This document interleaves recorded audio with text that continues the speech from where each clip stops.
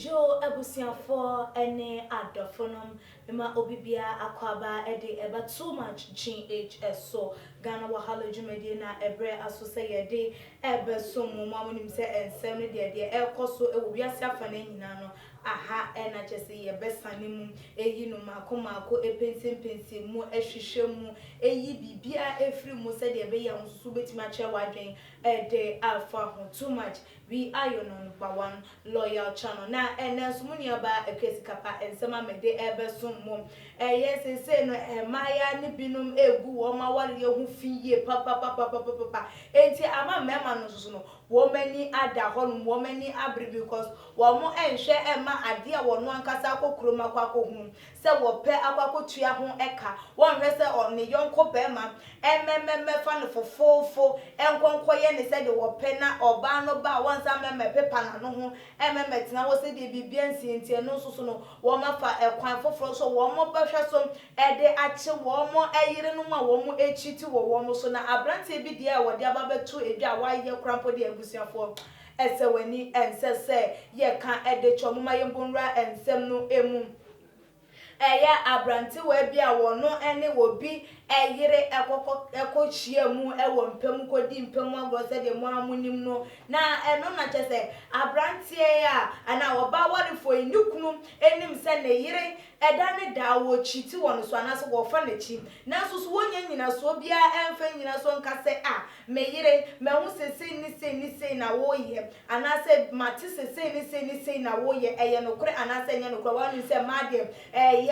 yi crocodile tears wo mo ya de e wo hu wo beti ni sesia ene me kame mame na me kame se na me kawe na wo beki ka wo bia na dia bom na chese wasem no wejai e dia ato wo no mo senti abrante ne empese we nyina ebesie ne na chese wo ko ye konfo na e beka so ko isunsum ni pa bi ekokoje ye black magic ana adia wobetimi ede aye hu se ni na ne yire eye na watimi ababa beto so na no de wo hu se wababa behunu na yire anim nie na yire ni abonanim na wo nia ekoso na na emu no enchiremu bia wo no watimi ede ato edwa ede amanu nti we ma chesem abrante ne ko eye spiritualist o ekokoje se nyankoma di bebeto ne dem honum na abaya ya na wo yire ya ye ka no wansemi wo no so no se wonim se ni kuna pie na ono so na he mu ye ne denti ono so frɛ ye ne mprafo yi bi se hey abrante ye ne bread na mi kunu enni ho no ne de ye no ye nkoso ana ye ntoa so ewo efia ni kunu na ware ene no etimuo no emu na chese abrante nso na ni mfere ade wo mu na ni mu ade ono so esi mu pam ebebe pie mu ewo fie ono ne na chese de bekoso ekoso na omawie bibia wie obi ani ajo obi ho asepe no ho be me be yi na ye afiri ma afi ade yi mtu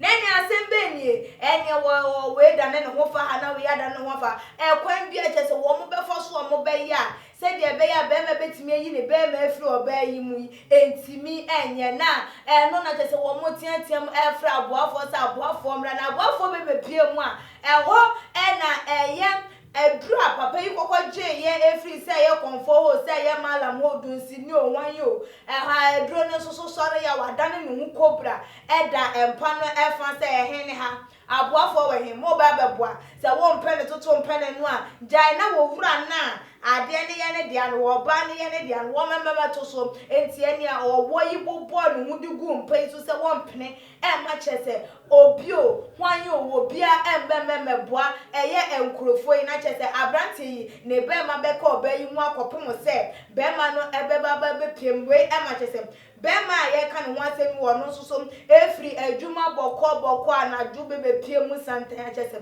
ne yire ne fie ho no na chese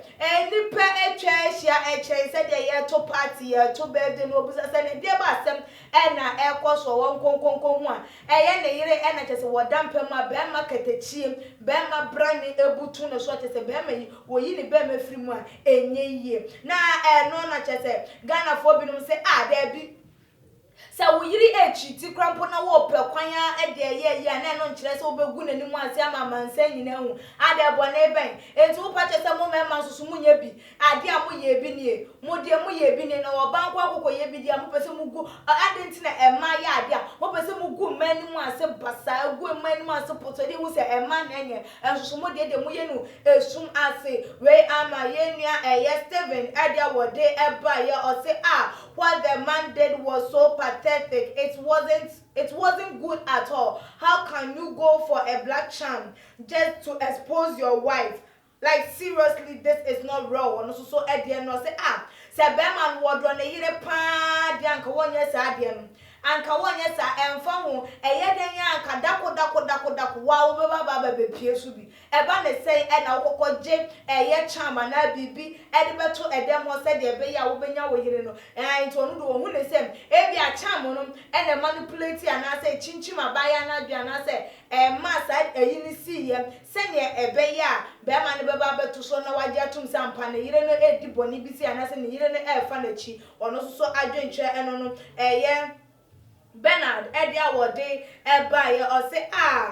this husband is heartless. How can you do this to your wife? How can you do this to the person you claim you love by exposing her with black magic? This is not really good. You could have done